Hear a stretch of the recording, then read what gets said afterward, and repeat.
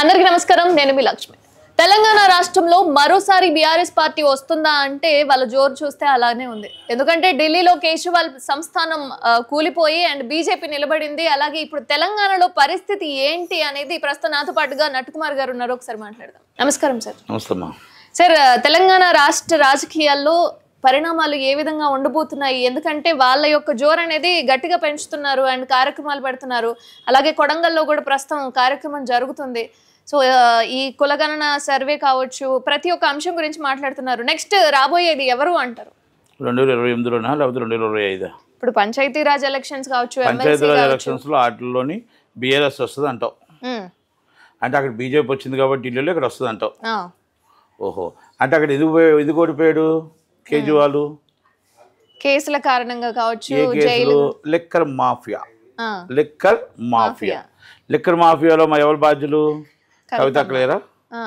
మన మాగుంట శ్రీనివాసరెడ్డి సౌత్ ఉంది కదా, సౌత్ హాస్పిటల్ కదా, సౌత్ లిక్కర్ అన్నారు. మొత్తం టోటల్గా ఇంటికి పంపించారు. బీజేపీ వచ్చింది. బీజేపీ వాళ్ళు ఏమంటున్నారు? ఢిల్లీలో బీజేపీ వచ్చింది కాబట్టి గల్లీలోను కూడా తెలంగాణ గల్లీ మాదే వస్తుందని వాళ్ళు చెప్తున్నారు. మేము 6.5% తీసుకొచ్చి మొత్తం టోటల్గా ఆప్ని ఓడించాం కాబట్టి, లిక్కర్ మాఫియాకి వ్యతిరేకంగా మేము సింగిల్గా పోరాడాం కాబట్టి సింహం సింగిల్గా వచ్చింది. 6.5% మేము తీసి కేజ్రీవాల్ గారు లిక్కర్ మాఫియాని ఓడించాం కాబట్టి పార్ట్నర్ ది బీఆర్ఎస్, అంటే బీఆర్ఎస్ పార్ట్నర్ని ఓడించాం కాబట్టి ఇక్కడ పంచాయతీ ఎన్నికల్లో మొత్తం టోటల్గా సింహం సింగిల్గా వచ్చి మొత్తం కొట్టుకెళ్ళిపోతాం. లెఫ్ట్ పార్టీలతో మేము ఇప్పుడు కూడా వాళ్ళతో మాకు రిలేషన్షిప్ ఉంది, అలాగే వెళ్తారు వాళ్ళు చెప్తున్నారు. ఏది నమ్మమంటారు, ఏది ప్రజలు నమ్మొద్దు అంటారు? లిక్కర్ మాఫియా కేజ్రీవాల్ గారితో సంబంధాలు ఉన్నది వాస్తవం కాదా? అరెస్ట్ అయ్యి లోనికి వెళ్ళింది వాస్తవం కాదా? మరి గల్లీలో ఆల్రెడీ ఢిల్లీలో గెలిచిన వాళ్ళు గల్లీలో గెలుస్తాం పంచాయతీలను ఆశ ఉండడం తప్పు కాదు కదా బీజేపీ వాళ్ళది. మేము ఢిల్లీలో గెలిచాం, గల్లీలో కూడా గెలుస్తాం, తెలంగాణ గల్లీలో గెలుస్తాం వాళ్ళు చెప్తున్నారు.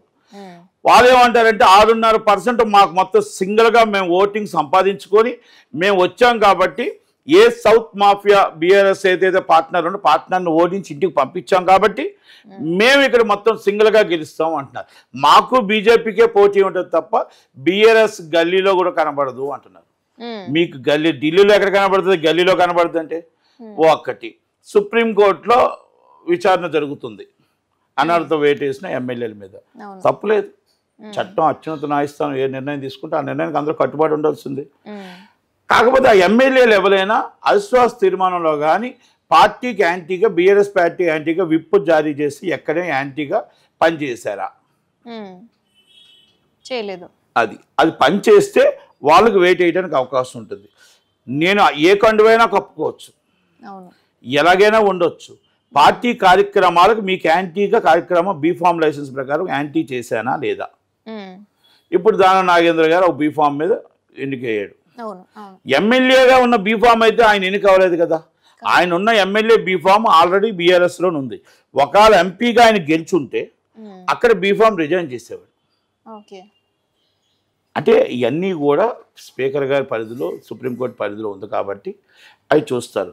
ఎందుకంటే డబ్బు ఉంది, ప్రజలు ఉన్నారు, రాష్ట్రంలో డబ్బులు మొత్తం టోటల్గా దేశం అంతా ప్రధానమంత్రి అవుదాం అనుకున్నారు బీఆర్ఎస్ వాళ్ళు. ఉన్న సీటు ఓడగొట్టుకున్నారు. కనుక బీఆర్ఎస్, టీఆర్ఎస్ అండ్ బీఆర్ఎస్ వస్తుంది అనుకోవడం కళ.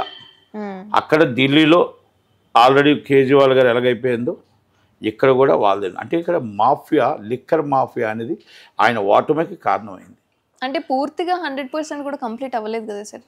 ఇప్పుడు కవిత గారి విషయంలో కావచ్చు, అక్కడ కేజ్రీవాల్ గారి విషయంలో కావచ్చు, అది పూర్తిగా విచారణ కంప్లీట్ అయిన సందర్భం కూడా కాదమ్మా.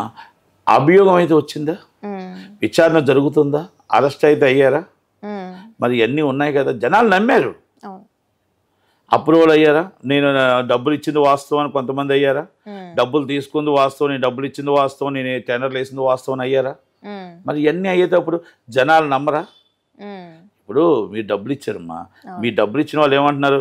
నేను ఇచ్చింది వాస్తవం, కానీ నాకు ఏ తప్పు తెలియదు, నాకు ఏదో ఇస్తానంటే నేను టెండర్ వేసాను, నాకు నన్ను వదిలేయండి అని చెప్పేసి కోర్టు వారిని అర్జించారు. మరి అది అప్రూవల్ అయితే దాంట్లో ఆటోమేటిక్గా ఎవరు ఇప్పించారో వాళ్ళకి శిక్ష పడుతుంది కదా. ఆ శిక్ష పార్టీకి కూడా పడుతుంది. అంటే జనాలు ఏంటంటే మీరు లిక్కర్ మాఫియా మేము ప్రజలు మీకు ఓటేస్తే మిమ్మల్ని మేము గెలిపిస్తే మీ స్వలాభం కోసం మీ సొంతం కోసం మీ రాష్ట్రంలో పార్టీలు రావడం కోసం మీరు మమ్మల్ని మాకు రావాల్సిన ప్రజలకు రావాల్సిన అమౌంట్ని మీ సొంతానికి వాడుకుంటారా? అలాగే కేటీఆర్ గారిది మీరు ఒక పద్ధతి ప్రకారం ఒక మినిస్టరు ఆ మినిస్టర్ అయ్యి ఉండి without EC consultant without approval cabinet approval and GO ఏమీ లేకుండా మీరు డైరెక్ట్గా అమౌంట్ ట్రాన్స్ఫర్ చేయడానికి మీకు ఏం రైట్ ఉంది? ఎంక్వైరీ ఇన్వెస్టిగేషన్ నడుస్తుంది, ఈడీ ఇన్వెస్టిగేషన్ నడుస్తుంది, అక్కడ నడుస్తుంది. ఫారెన్ అమౌంట్ మీరు ఎలా ట్రాన్స్ఫర్ చేస్తారు వితౌట్ మీరు ఫైనాన్స్ సెక్రటరీ పర్మిషన్ లేకుండా ఆర్బీఐ రూల్స్ వ్యతిరేకంగా ఎలా పంపిస్తారు? అది కూడా కేటీఆర్ గారి మీద ఉంది. ఫామ్ హౌస్ మీద దాడులు అంతా ఉట్టిదే అంటారు. ఫామ్ హౌస్ మీద మీరు ఒక బాధ్యత గల ఎమ్మెల్యేలు, బాధ్యత గల మినిస్టర్లు, మీరు దాంట్లో మందు పార్టీలు పెట్టడం ఏంటి, దీపావళి పార్టీ చెప్పడం ఏంటి? ఇవన్నీ కూడా తప్పు మనం చేస్తాం, ఏమీ చేయకూడదు. ఒక 1000 మంది వచ్చి మనం అందరినీ కొడతాం అంటే ఎలాగా? అంతే కదా. అలా తెలంగాణ ఉద్యమంలో తెలంగాణ తేవడం కోసం మీరు పోరాడారు, మీరు వీరులుగా మేము అందరం అభినందించాం. తెలంగాణ కోసం ప్రాణం పెట్టారు, మేము అభినందించాం. కేసీఆర్ గారికి ఈ రోజు కాదు ఏ నాటికైనా కేసీఆర్ గారికి ఆ పేరు ఉంటుంది. కేటీఆర్ గారికి కవిత గారికి ఉండదు ఆ పేరు. అది ఎందుకంటే కేసీఆర్ గారు ఎప్పుడు కూడా ఆయన రాజకీయాల్లో విలువలతోనే ఆయన రాజకీయం చేశాడు కనుక ఆయన రాజకీయం ఎవరో శంకించట్లేదు. ఆయన నిజాయితీగా రాజకీయం చేశాడు. మీరు చేసిన రాజకీయాల కోసం మాట్లాడుతున్నాం తప్ప ఆయన చేసిన రాజకీయాల కోసం ఎప్పుడు మాట్లాడరు. ఆయన రవాణా శాఖ మంత్రి అవ్వచ్చు, ఎమ్మెల్యే అవ్వచ్చు, ఆయన రాజకీయ జీవిత చరిత్ర ఏదైతే చూపంది.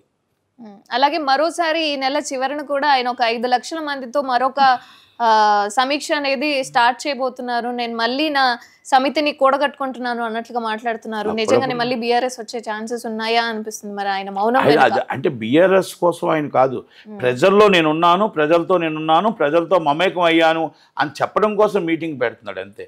ఆయన కేటీఆర్ గారి కోసం, కవిత గారి కోసం పెట్టట్లేదు మీటింగ్.